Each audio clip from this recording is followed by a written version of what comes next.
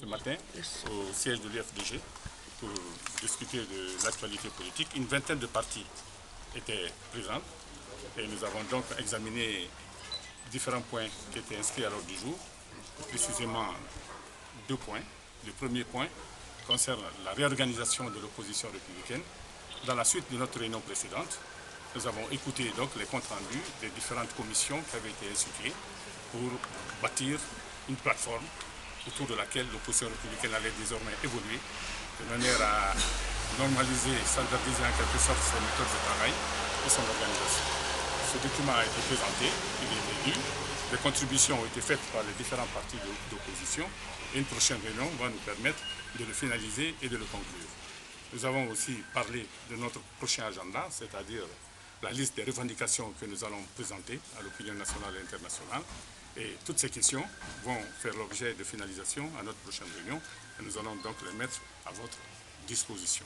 Est-ce qu'on peut déjà avoir une première de ces revendications? Quelques-unes. Écoutez, étant donné que le document n'est pas encore finalisé, le consensus ne s'est pas fait autour de ces revendications, je ne peux donc pas le diffuser pour le moment. Le deuxième point que nous avons évoqué, qui est un point extrêmement important, c'est évidemment la question de la CENI. Vous savez que l'actualité politique aujourd'hui est dominée par le nouveau chronogramme qui a été publié par la CENI, indiquant que les élections communales et locales initialement prévues de par l'accord du 20 août, le 30 juin au plus tard, ces élections ont été de nouveau renvoyées par la CENI au mois d'octobre. Nous considérons qu'il s'agit là d'une grave violation d'un accord politique interguinéen qui a été signé par les partis politiques de la mouvance présidentielle et de l'opposition sous l'égide de la communauté internationale. Donc, nous estimons que les dispositions de cet accord doivent être à tout point respectées, notamment la question liée à la restructuration totale et à la mise en place d'une nouvelle CENI, les questions liées à l'assainissement du fichier électoral et la question de l'organisation des communales et des élections locales au premier semestre de l'année 2016.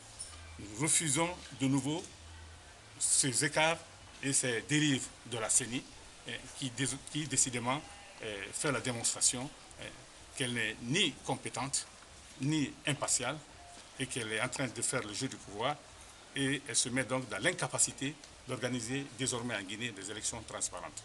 C'est pour ça que nous exigeons qu'elle soit restructurée, nous exigeons une nouvelle CENI, et ceci fait partie donc des revendications majeures de l'opposition républicaine. Nous avons, sur un tout autre point, parlé de l'actualité nationale. Et sur ce point, nous avons évoqué le problème de la baisse du prix du carburant. Nous avons déploré que le gouvernement soit resté muet à l'appel du peuple de Guinée.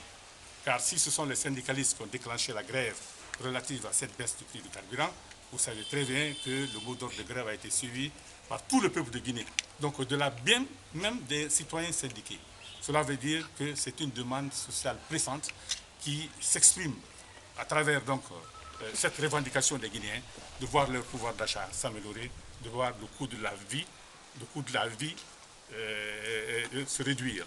Donc nous, partis politiques de l'opposition républicaine, nous exigeons du gouvernement la baisse effective du prix du carburant, conformément à son engagement dans un autre accord social qu'il a violé, en plus de l'accord politique, de rendre le prix du carburant à la pompe flexible et de donc l'adapter et le moduler en fonction de l'évolution des cours mondiaux des produits pétroliers.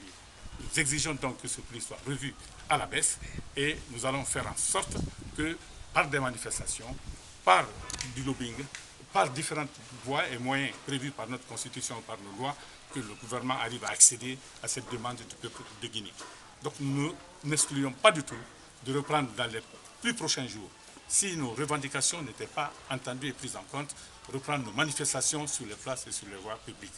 Ceux qui pensent que l'opposition républicaine est affaiblie, ceux qui pensent qu'elle n'a plus de capacité de mobilisation, mais qui sachent qu'ils se trompent, ils seront surpris de voir le peuple de Guinée répondre au mot d'ordre de l'opposition, de manifester et de refuser non seulement l'installation dans notre pays d'un régime de dictature, mais également la paupérisation constante, la misère généralisée au niveau du peuple de Guinée qui n'en supporte plus de vivre de la façon la plus médiocre et la plus misérable qui soit, alors qu'en face, tout le monde distingue l'enrichissement illicite, tout le monde voit qu'il y a des clans qui sont proches du pouvoir et qui vivent nettement au-dessus du niveau de vie général de la population. Je vous remercie.